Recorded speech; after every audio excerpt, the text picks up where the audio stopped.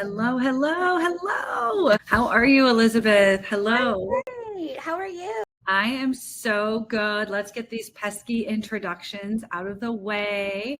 For people who don't know me, I'm Kristin Gutierrez, a best-selling author of Be a Better Sales Leader Over My Shoulder, if you can see it. I'm an international keynote speaker. I'm a vice president of sales and marketing. And I'm the host of this Confident Leadership series that we stream to several platforms, LinkedIn, Facebook, Instagram, YouTube, to help inspire and encourage others to get out of their own way and do the damn thing. And anyway, I'm here with you today, Elizabeth Blass. So why don't you introduce yourself to everyone watching? Oh my goodness, that was quite an introduction. It's a tough act to follow. I am a two-time chief customer officer. I always like to say I've been doing customer success through my whole career, just back before we called it customer success. So I have a passion for leading teams, helping customers find solutions to solve problems, and really, really passionate about taking charge of your own career. So thank you so much for having me. I love it. I love it. It's so great to have you here because we have known each other only a couple months now, right? It's true. Yes. And it was instant connection. We met on LinkedIn. I absolutely love that. And so this topic for today's series on managing your own career, I know is very near and dear to both of our hearts. So if you're watching this live and in the replay, go ahead and drop your comments. A lot of times they're shown here on the platform that we're streaming from. So we will try to address anything you have live. Otherwise, we'll respond to all questions after. Let's get this started, right? Elizabeth, from your perspective, big, broad question. How do you make yourself indispensable to your organization? Yeah, I love that question. I mean, look, we're all busy. I get it. And, I think the world moves faster and faster every year that we move into. But I think you have to see the areas of opportunity, not just come up with the ideas. Ideas are great, by the way, but come up with the idea to address a gap that you see for a customer in a process, maybe with a team dynamic, whatever floats your boat. And then also volunteer to help address that issue. You should focus on the things where you have a passion, right? Because I think that really comes through if you're working on an improvement area. But I did that really early on in my career, not realizing, I guess, how it would help me, but just because I was interested in making improvements and helping drive the business. So I think you've got to speak up, and don't speak up just thinking, oh, I can hand that idea off to someone. Everyone's busy. So really, I think be intentional about the projects or initiatives that you get involved with. Okay, I love this, right? So I consider it a two-prong approach to becoming indispensable and then also growing beyond your current role, right? Mm-hmm. So are you an individual contributor looking to just climb up the ladder of contributing individually because the world needs that forever? Or do you want to grow into a leadership role and you're constantly turned down for them because you don't have leadership experience yet? Or you're looking to go from the manager to the director or the director up, right? Okay, so two-prong approach. So let's dig into this first prong, which you've identified as the internal initiatives and volunteering your time. Right. I mean, I think there's so much here because the word volunteering, you have to be able to say to your boss, your leader, your colleagues, your cross-functional teams, I can do this other thing in addition to what my current role is. So do you have an example of a time that you've done that? Or can you just talk through really what that means a little bit more? Yeah. Well, I love that you say, you have the idea and you're taking it to your boss, your peers, your, other departments. I think the thing to remember, which is hopefully a little less daunting, is just because you have the idea and I say you should get involved, I don't mean just you, you bring in a buddy, hey, I know you care about this too. Let's present a plan and work on it. And don't do it in a vacuum. I'm also I want to be clear that I'm not saying that you see an issue and you work to go solve it and then, bring it back and show people. Make sure you are talking to your leaders and talking through, this is what I see. Do you agree? Do you agree this is a priority? And then here's what I'm thinking. Here's who I'm thinking I can work with along the way to address it. Because I don't know, I find it helpful to talk through what not to do in addition to, what has been useful. And I definitely have had team members come in and start a new role and they're really excited, which is fantastic.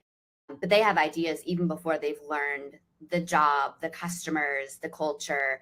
And in some cases, I've had them kind of running off and pursuing projects that are not in line with either vision or just priority. And so the last thing you want for your team members or for yourself is wasted effort. I'm an efficiency freak, by the way. And so wasted effort is just really one of the worst things. And so I think making sure that communication, even if you're doing it for the first time and just kind of feeling it out, right? That communication is really, really important.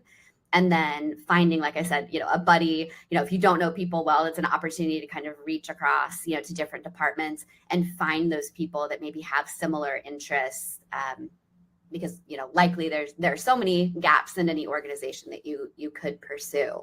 Yes. So just some tips on how to think about that. Yes. So validate, get buy-in, validate. It's a constant cycle. This is actually, while you're saying all of this, I'm like, oh my gosh, I won a Stevie Award for an innovation framework I created in order to drive sales down the path with a client in a way of constantly iterating and validating along the process. And I'm realizing now that this framework can be applied when people are looking, I'm new, you and I are both less than 2 weeks, right? Yeah. Brand new to our current roles. That's why I have a large coffee, by the way. Cheers. I just spilled mine all over my face right before we started. But there's so much about, yes, you have these ideas and you've seen what's worked somewhere else, but building these internal relationships, right, through the onboarding process and across the 4, 10, whatever many years we're going to be at the organization, because you rise by lifting others, or what's that saying about tides? Lift all boats kind of a thing. I'm the worst at sayings. I will get it wrong. I'm not even going to attempt, but I know what you're talking about. So nonetheless, there's this point where you're iterating and you're validating all constantly with your leader, with the cross-functional leaders who will be impacted by this idea that you're pushing forward. And then there's this idea that don't do it alone. Make sure you're bringing in your people from other departments. It's so key, right? Because the more departments supporting the initiative, truly the more likely that the outcomes will be relevant and that they'll actually this innovative project will actually stick around and have the right impact. Yes. And can I mention a couple of non-sexy ways also to make yourself indispensable? Yes. Follow through.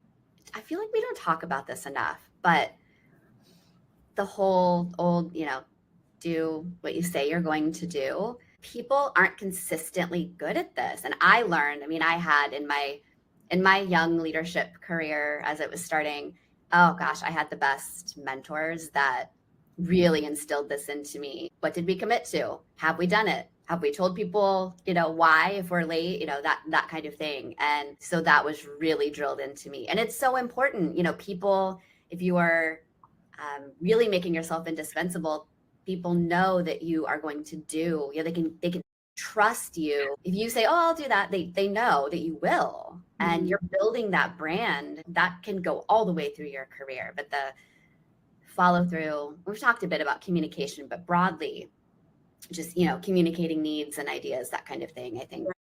No, accountability, follow through. I love it. And you're right.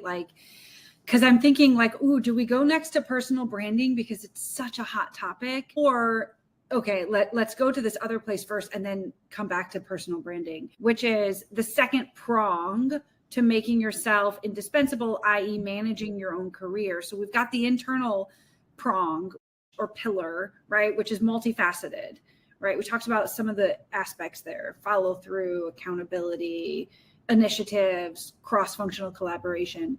Now there is this other prong, which is externally. So external to your organization, how do you make yourself indispensable, and how do you manage your career?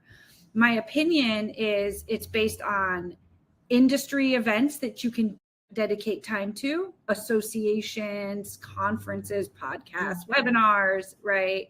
And maybe as a chief customer officer or as a VP of sales, then there's like a horizontal. So there's industry stuff you can get involved in, and there's the horizontal. But let's talk about the industry stuff. Elizabeth, how many conferences did you speak at in 2022? Oh, in 2022? 0. Okay. And how many? Yeah, talk with us about your journey, because how many have you spoken at now in 2023? I have spoken at 3, I believe. 1 internationally. That was very fun. Yeah, I don't know how far we want to go with this, but there's okay, I need to think about, okay, don't let me go too far, but I will just say, because we're both starting new roles right now, I'm reading this book, The First 90 Days. And I will get back to the point, by the way. But one of the things I love in this book is it talks about, as you're starting, with the new company, there's like an analysis that you can do to like your strengths, the areas you're comfortable with, and the areas you like, and the things that you don't either know as well or like working on as much. And it's this whole assessment that you can do. And so the reason why I love it is it's a reminder, right? Like, we all have limited time. And so where do you want to focus? And you really should focus on the areas where you want to grow. And so that I love that. And I'm trying to keep that in mind, as I'm moving forward with my new role. But in the past year, I've been kind of thinking about that too. Like, what are the areas that I just haven't been as involved with for a variety of reasons? I've just kind of let other people, maybe go to the conference and speak, and I put my energy elsewhere. And over the summer, I started getting really much more involved in like the customer success community. We can talk, that's probably a different topic, but community is amazing. And so I thought, all right, well, I got asked to speak at a conference, and I wouldn't have considered that really. I was just like, oh, that's interesting. And we kind of talked about topics. For that particular conference, I didn't actually end up speaking because we decided there was some other gap, whatever. But that you did something in my brain. Like, I was asked to speak at a conference like that. Maybe that would be interesting. I don't have a lot of experience. That would be a nice way to kind of stretch those skills and experiences. So I reached out to a conference that I was interested in attending and asked if they needed speakers, and they said, yes, come on over. So that just kind of opened the doors, and I got more involved in speaking engagements, live conferences. I've done a podcast, involved in a few other things. So it's new. This here with you today is a new format that I have not done before. Yeah, I love that. So there's this whole concept of, right, you mentioned the word communities, and that you got involved in this customer success community, which is this external, right, to your current wherever you work, but it's within your role. And so there's communities and there's associations, right? And then there's the podcast and all the other things. And it's like, it doesn't matter in your case that somebody, you kind of got involved through the back door, and then you realized, maybe I have some thought leadership to share, right? Because as a chief customer officer, as a VP, right, we are experts in, but that isn't to say that one of my former direct reports, who was simply an individual contributor, she too, because she was in the industry 10 years and all these things, the smartest person I know actually wrote the foreword in my book, right? And we worked very diligently in the course of 9 months to identify the core conference she wanted to speak at, and then how to backdoor herself into speaking at the conference, because conferences have call for papers, and it's like usually an elongated process to identifying all these things. So it doesn't matter, I guess, whether you stumble into it or whether you purposefully look for it. It creates thought leadership around you as a personal brand, right? That follows you then with all these traits of accountability and follow through and empathy and etc. That follows you wherever you work. And it brings the value back to your organization, right? And I actually counted it up the other day. So I did one conference in 2022, one speaking engagement.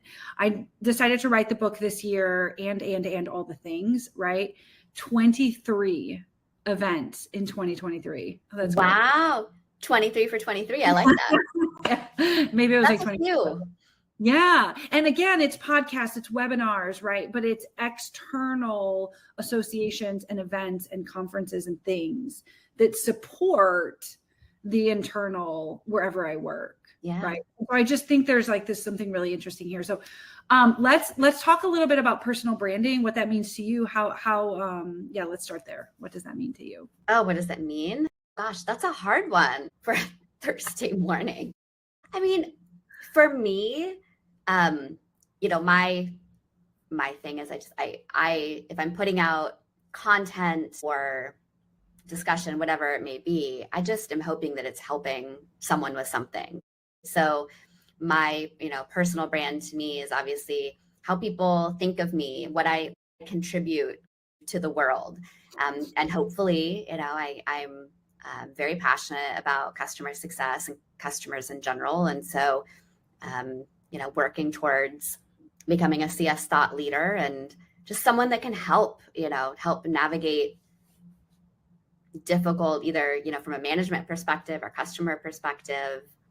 But yeah, I guess I guess that's a long answer, Kristin, but it's how people view you about, you know, how you contribute to the world. I love it. I think that's great. I think it's a great answer.